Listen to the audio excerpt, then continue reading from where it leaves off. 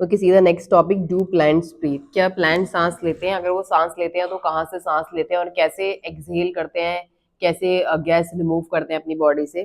Because they do not have any specific organs like human, they do not have a complete respiratory system like humans, including lungs, nose, nasal cavity, bronchi, bronchioles. So let's see plants कहाँ से breathe लेते हैं. Well, the answer to this question is not quite so direct. Yes, yes, plants require O2 for respiration to occur and they also give out CO2.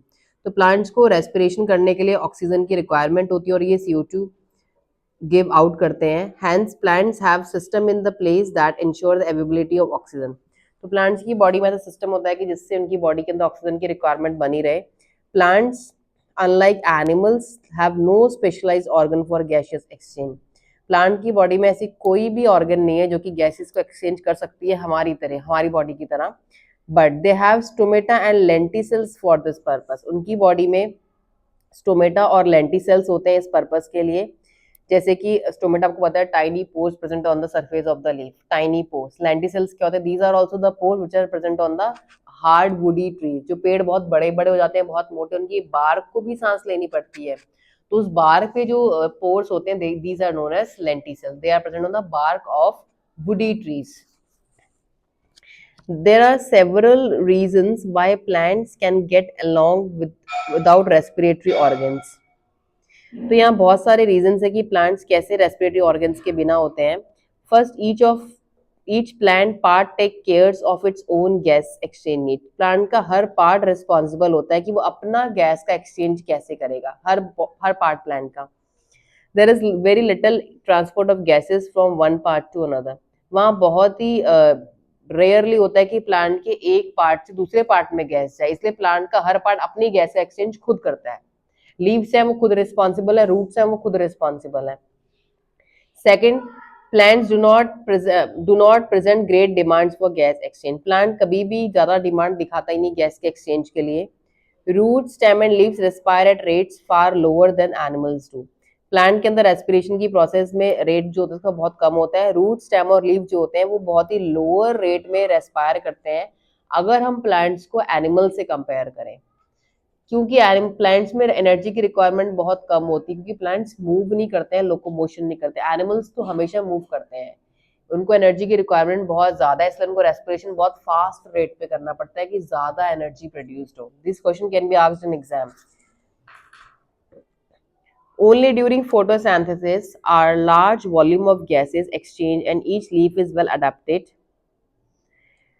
to take care of its own needs during these periods. सिर्फ photosynthesis time पे क्या होता है कि जो हमारे plants होते हैं वो रेस्पायर करते हैं, क्योंकि उस टाइम पे लीव्स को एक्सचेंज गैसेस को लेना होता है. क्योंकि फोटोसिंथेसिस में क्या होता है कि जो गैस हमारी बाय प्रोडक्ट्स होते हैं वो फोटोसिंथेसिस के यूज होते हैं. When cell photosynthesize, availability of oxygen is not a problem in these cells since O2 is released within the cell. जब सेल फोटोसिंथेसाइज कर रहे हैं तब वहां पे अवेबिलिटी O2 की है, इज नॉट अ प्रॉब्लम. वहां पे इस टाइम कोई प्रॉब्लम नहीं, क्योंकि O2 वहां खुद ही सेल्स में रिलीज हो जा रही है. Third, see the next page now.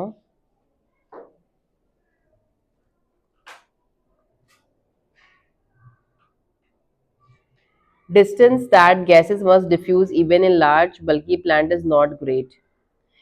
तो जो डिस्टेंस होता है गैसेस का एक्सचेंज होने का, वो बल्कि जो हैवी प्लांट्स उसमें कोई बहुत बड़ा नहीं होता है. Each living cell in plant is located quite close to surface of the plant. हर लिविंग सेल प्लांट में बहुत क्लोज होता है एक दूसरे के.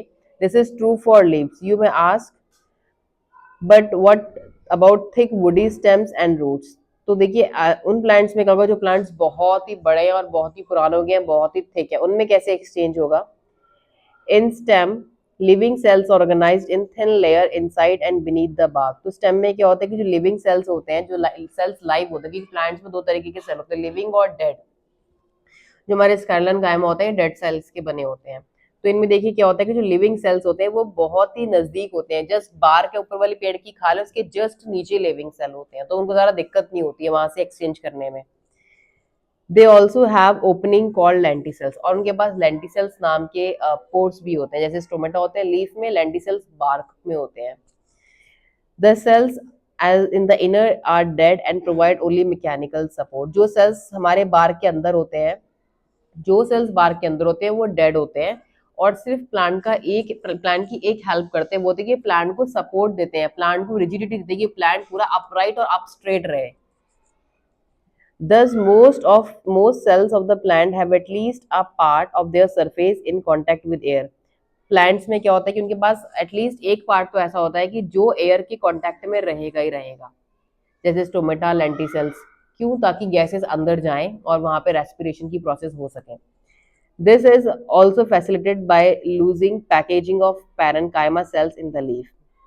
ये किसकी वजह से होता है? जो हमारे पैरेन्काइमेटस सेल्स होते हैं, पैरेन्काइमा, इनकी लूज पैकिंग की वजह से, जो कि ये लीव्स में भी होते हैं, स्टेम में भी और रूट में, ये लूज वे में पैक रहते हैं, which provide interconnected network of air spaces. तो आपने पढ़ा था कि सेल्स के बीच में एयर स्पेसेस बनी होती हैं, एयर कैविटीज, ताकि इनके बीच में एयर आराम से आ और जा सके। अगर सेल बहुत ही ऐसे कॉम्पैक्ट होंगे, चिपके हुए, तो क्या होगा? बीच में गैप नहीं है, एयर एंटर कहाँ से करेगी? अगर ऐसे एक सेल ये, एक सेल ये है, एक सेल ये है, तो गैप्स हैं बीच में, तो गैप्स में क्या होगा? एयर कैविटीज में एयर यहाँ से आराम से पास हो जाती है। The complete combustion of glucose which produces O2 and water as end products। जब ग्लूकोज हमारा कंप्लीटली ब्रेक डाउन होता है तो क्या देता है? CO2, वाटर, एनर्जी देता है। yields most of which is given out as heat। तो वहां पे बहुत सारी एनर्जी प्रोड्यूस होती है हमारी। Now you see your reaction. 6C6H12O6 आपका ग्लूकोज है। ऑक्सीजन गैस जब इससे कंबाइन हो रही है तो 6CO2 बन रहा है, वाटर बन रहा है और एनर्जी बन रहा है। ये रिएक्शन हमारी बॉडी में भी होती है। तो ये रिएक्शन रेस्पिरेशन की, एवरीबॉडी मस्ट लर्न कि रेस्पिरेशन में क्या होता है। जो एनर्जी प्रोड्यूस हो रही है वहाँ ब्रैकेट में लिखते हो in the form of ATP chemical. ATP chemical की फॉर्म में प्रोड्यूस हो रही है वहां पे। If this energy is useful to the cell, it should be able to utilize it to synthesize other molecules that the cell requires। अगर ये energy cell के लिए यूजफुल होती है तो ये एनर्जी यूटिलाइज होती है सेल्स के अंदर और मॉलिक्यूल्स बनाने के लिए सेल के अंदर जो रिक्वायर्ड होते हैं। The strategy that the plant cell uses to catabolize the glucose molecule in such a way that not all the liberated energy goes out as heat। तो प्लांट ऐसी स्ट्रेटजी अपनाता है कि जिस तरीके से कि अपने ग्लूकोज मॉलिक्यूल को कैटाबोलाइज करें और ऐसा ना हो कि सारी एनर्जी जो है वो हीट की फॉर्म में रिलीज हो जाए।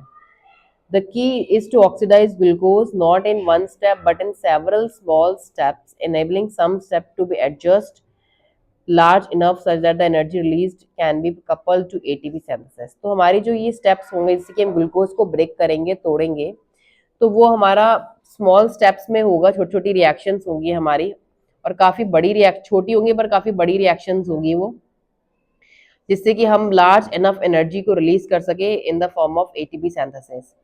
How this is done? Essentially the story of respiration. तो ये कैसे होने वाला है हमारा?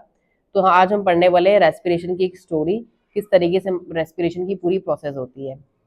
During the process of respiration, oxygen is utilized and carbon dioxide, water, energy are released as byproduct। तो रेस्पिरेशन की प्रोसेस में क्या होता है? आप रिएक्शन में देख लो, O2 यूटिलाइज हो रही है और CO2 बाहर निकल रहा है, वाटर बाहर निकल रहा है और एनर्जी बाहर निकल रही है। These are as by product. जो रिएक्शन के आपके दूसरी साइड पे आते हैं वो बाय प्रोडक्ट्स होते हैं और इधर वाले हमारे रेस्पिरेटरी सबस्ट्रेट्स होते हैं। तो आप रिएक्शन में लिख सकते हो कि glucose plus oxygen is a respiratory substrate. आपको याद रहेगा कि रेस्पिरेटरी सबस्ट्रेट्स और बाय प्रोडक्ट्स में क्या डिफरेंस होता है। The combustion reaction requires oxygen. तो कंबशन कराने के लिए हमें ग्लूकोज को तोड़ने के लिए, कंबशन मतलब एनर्जी को रिलीज करने के लिए हमें ऑक्सीजन की रिक्वायरमेंट होती है। But some cells live where oxygen may or may not be available. पर कुछ सेल्स ऐसी जगह पे भी रहते हैं जहाँ पे ऑक्सीजन ही नहीं होती, तो वो अपनी बॉडी में कैसे ग्लूकोज को ऑक्सीजन से कंबाइन करा के एनर्जी निकालते होंगे। Now the question is this, जो ऑक्सीजन नहीं है वो ग्लूकोज किससे कंबाइन होगा and how the energy will be produced. Can you think of such situations where O2 is not available? There are sufficient reasons to believe that the first cells of this planet lived in the atmosphere that lacked oxygen। ऐसा कहा जाता है कि हमारी धरती के जो पहले सेल्स धरती पे आए थे वो बिना ऑक्सीजन के जीवित रहे हैं। Even among present day living organism, अगर हम आज के लिविंग ऑर्गेनिजम्स की बात करें, we know of several that are adapted to anaerobic condition। हमें ऐसे ऑर्गेनिजम्स के भी नाम पता है जो कि बिना ऑक्सीजन के ही रहना पसंद करते हैं एनएरोबिक कंडीशंस में। Some of these organisms are facultative anaerobes, तो इसमें कुछ फैकल्टेटिव एनारोब्स या फैकल्टेटिव पैरासाइट्स भी होते हैं, while in other the requirement for anaerobic condition is obligate, और कुछ हमारे इसमें obligate भी होते हैं. In such case, all the living organisms retain the enzymatic machinery to partially oxidize glucose without the help of oxygen. तो in living organisms के अंदर ऐसी इंजाइमेटिक मशीनरी होती है कि ये अपने ग्लूकोज को तोड़ सकते हैं बिना ऑक्सीजन की हेल्प के, क्योंकि ये एनारोबिक है. इनको वहां जहां ये रह रहे हैं ऑक्सीजन ही नहीं है, तो इनको अपनी बॉडी को इस तरीके से बनाना पड़ेगा ना कि ये ऑक्सीजन को, बिना ऑक्सीजन के अपने ग्लूकोज को ब्रेक करके एनर्जी ले सकें. बिकॉज एनर्जी बॉडी की हर प्रोसेस को चलाने के लिए जरूरी, I told you right now, हर प्रोसेस को. This breakdown of glucose to pyruvic acid is called glucose, और यही प्रोसेस जहां पे बिना ऑक्सीजन के ग्लूकोज टूटता है, बिना ऑक्सीजन के ग्लूकोज जिस प्रोसेस में टूटता है उस प्रोसेस को बोलते हैं ग्लाइकोलिसिस. ग्लाइको मतलब ग्लूकोज, लिसिस मतलब टूटना, splitting of glucose into pyruvate. Very important, glucose का टूटना पायरुवेट में बोलते हैं ग्लाइकोलिसिस. ये ऐसी प्रोसेस है उनके लिए जो बिना ऑक्सीजन की कंडीशन में रहते हैं, और वो अपनी एनर्जी कैसे निकालते हैं हम इसको डिस्कस करेंगे डिटेल में कि what is glycolysis. And let me tell you, glycolysis हमारी बॉडी में भी होता है. जो ऑर्गेनिज्म एरोबिक में रहते हैं वो भी ग्लाइकोलिसिस करते हैं एज अ फर्स्ट स्टेप, जो एनारोबिक है वो भी ग्लाइकोलिसिस करते हैं. बट हमारी बॉडी में ग्लाइकोलिसिस करने के बाद एक और साइकिल होती है जिसमें सिर्फ ऑक्सीजन की रिक्वायरमेंट होती है, वो सिर्फ एरोबिक होंगे. अब इसके बाद जो साइकिल होगी वो सिर्फ एरोबिक रेस्पिरेशन की साइकिल होगी. तो इसको अब हम जो ग्लाइकोलिसिस पढ़ेंगे ये हमारा एक कंप्लीट पाथवे होगा. Will discuss in the next lecture now.